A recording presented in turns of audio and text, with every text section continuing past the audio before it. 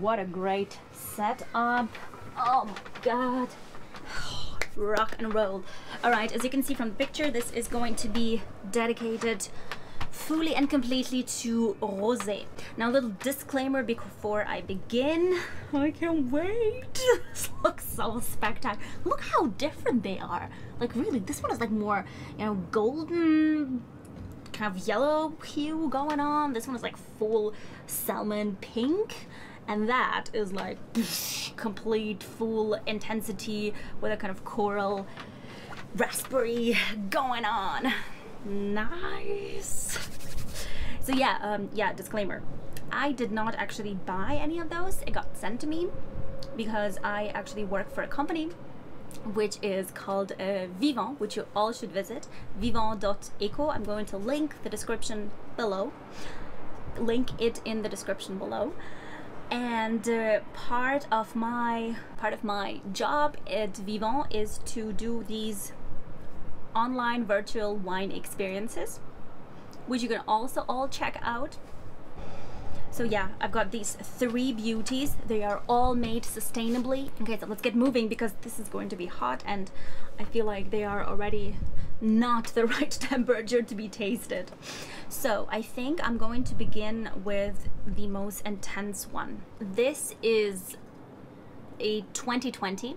The family that made it is called Famille Tari, and the winery that Famille Tari works for is called La Bégude. So it is a 2020 vintage, and the name of the wine is Irréductible, which basically means final, like that's it from French. And this is an appellation which is called Bandol. So we are in the Provence, and the appellation is inside of that Provence wine region, and it is called Bandol. The grape variety that was used making this wine is called a Mourvèdre. Now, there are plenty of such cool grape varieties that I have to be honest that sometimes I've never heard of, that in Provence they use for making rosés. And Mourvèdre, Cinsault and Grenache are actually, I would say, some of the main ones that you keep on meeting when you discover more about behind the bottle of your rosé. It's 75% Mourvèdre, I think about 10% of Grenache, and a little bit of the other grape variety. I forgot. All right, swirly, swirly, swirly. Okay, so fruits.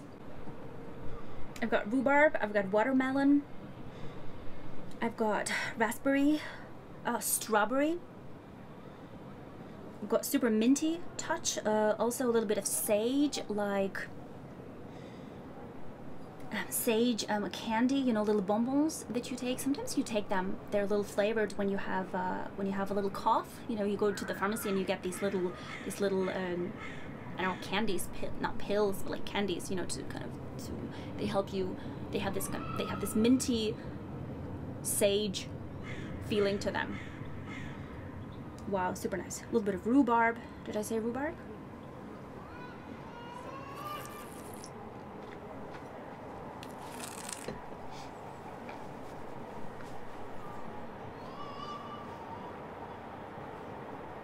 Wow, super nice, honestly.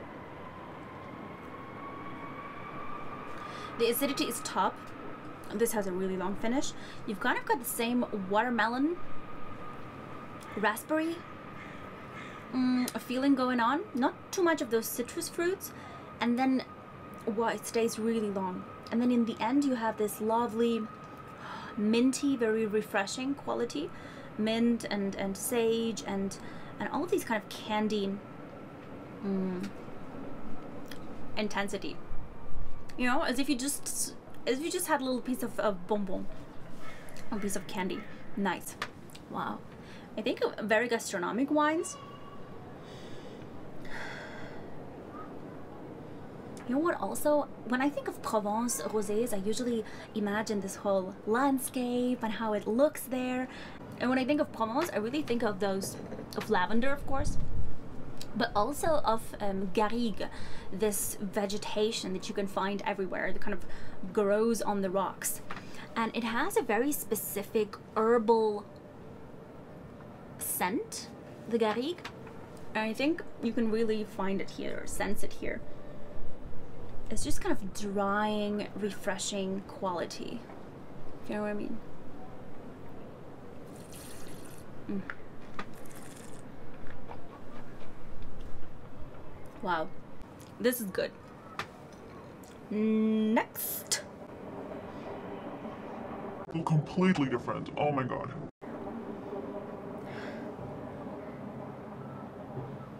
Okay, check it out.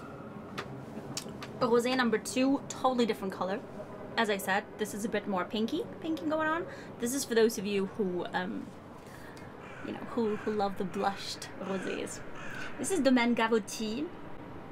This is appellation is called Côtes de Provence, also in Provence, southern wine region of France. And this is called Clarendon. And we've got this very probably naked lady with flowers in her hair playing the harp. Oh well. This is also vieille vigne, so that basically means that the vines of which this wine was made are old. The nose is just very elegant, very fine. The varieties here are kind of a classical mix, Grenache and Cinsault. Check out the spelling of that. I feel like I have a film here. Oh my gosh. Yeah, the spelling is a bit crazy. The spelling is a bit crazy, but the pronunciation is 100% Cinsault. Okay, so on the first nose, it's giving me lots of super nice floral nuances, a little bit of you know, the pink rose. I have it right here. A little bit of tulips, white peach. Just a little lime, a little squash of green lime. It's so fine, so elegant. I can't. Love it. Peach. That lime is very well reflected on the palate. And then you have just a light tingling sensation, a little bit of grapefruit skins too, just a touch of bitterness. You get a light, salty aftertaste. Oh wow. Staying there super long, maybe just a little touch of white pepper. Kind of biting your palate, but super nice. Great, great. 10 out of 10. And I just have to say that I am a big fan of all of the labels. They all look really, really, really cool to me. Oh, this one has a naked boob on it. Yeah, but all kind of music, very, very, very sensual. Let's talk about Château Roubine. This one is Inspire. I left it all the way in the end because this is supposedly a cru classé, so I'm thinking this is supposed to be like, you know, the top of the game.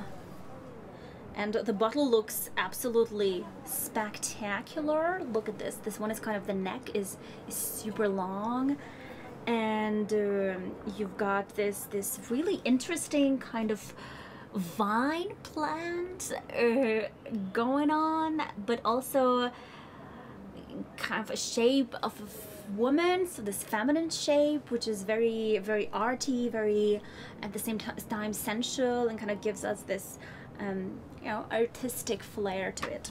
So can't wait. And also this one is a color that I usually don't encounter in the rosés. Definitely smells very different from the other two, which they all are.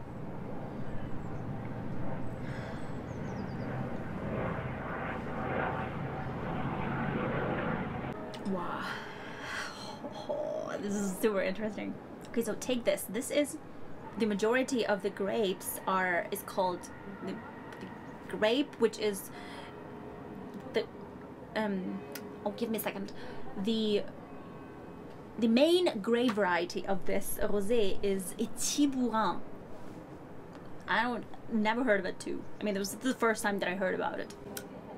And then you have a little bit of Mourvèdre, and then you have a little bit of Rolle, another grape variety that was not very known to me.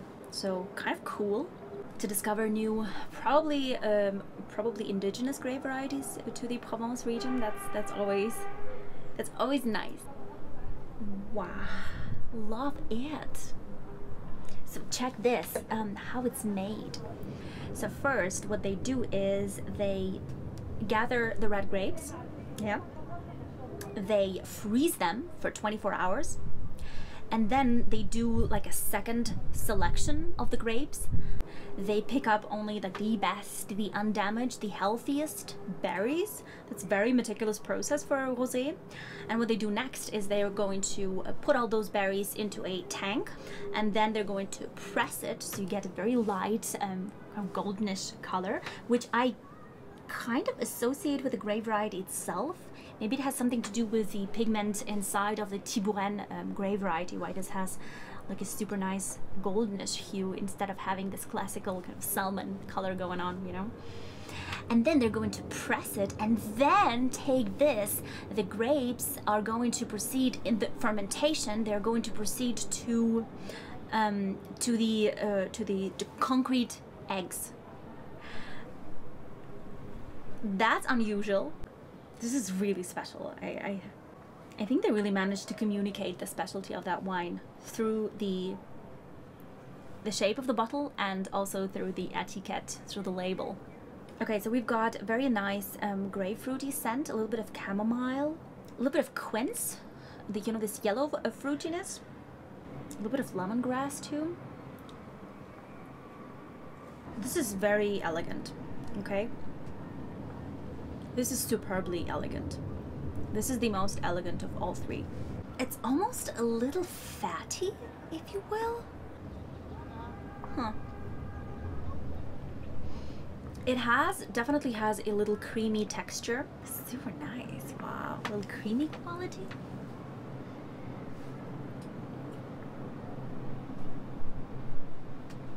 I mean, just a touch of fresh almonds. Very complex. I mean, this is just keeps on giving. But let me tell you, this is not just fruits and roses. Dude, what a lineup. I can't wait to do this experience, really. I am so excited. This has been great. And I think I should wrap up because it looks like it's gonna rain heavily. You guys are the best. Thank you so much for watching. And I'm going to see you soon next week for more wine. Yeah, I should totally wrap up. This is going to.